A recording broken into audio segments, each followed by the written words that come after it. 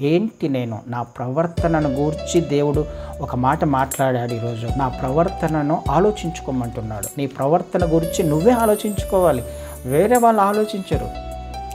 మన హృదయ స్థితి ఏంటో మనకు తెలుసు, మన ప్రవర్తన ఏంటో మనకు తెలుసు, మన ఆలోచన ఏంటో మనకు తెలుసు, మనం వెళ్తున్న మార్గాలేంటో మనకు తెలుసు. ఆ విషయాన్ని 2 విషయాలను తీసుకొని వచ్చి మాట్లాడుతున్నాడు యూదులతో. ఈ 2 విషయాలు నీ ముందు పెడుతున్నాను, మరి నీ ప్రవర్తన గురించి ఒకసారి ఆలోచించుకో. నువ్వు ఎందుకొరకు విమోచించబడ్డావు?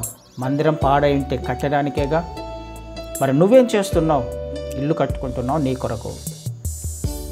దేవుడు ఈరోజు మాట్లాడుతున్నట్లయితే మనము ఈ సంవత్సరము సరిచేయబడడానికి, తిరిగి సమకూర్చబడడానికి, తిరిగి ఆయన అధికారం కిందికి రావడానికి, రూపాంతర అనుభవములోకి మనము మార్చబడడానికి, ఎవరంతకు వారము నిర్ణయం తీసుకోవడానికి ప్రయత్నం చేద్దాం. ఆనాడు దేవుడు ప్రభువైన క్రీస్తు వారు ఎఫెసీ సంఘంతో మాట్లాడుతూ ఒక తప్పును మోపాడు.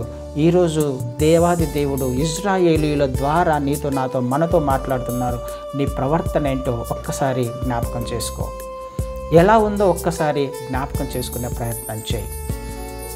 ఈ సంవత్సరం మన ప్రవర్తన ఎవరంతకు వారం, నా ప్రవర్తన, నీ ప్రవర్తన ఎలా ఉంది?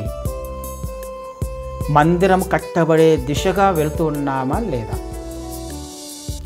ఆయన మందిరం కట్టబడే దిశగా ప్రయత్నాలు జరుగుతున్నాయా లేదా? అంటే నా శరీరము, నా ఆలోచన, నా జీవితము, నా ఆత్మీయ జీవితం కట్టబడే విధంగా ఉందా లేదా? అందుకొరకే నేను విమోచించబడ్డాను, దేని కొరకు కాదు కదా. విమోచించబడిందే అందుకు. దాస్యములో నుంచి 70 సంవత్సరాల దాస్యములో నుండి వారిని దేవుడు నడిపించిందే అందుకు.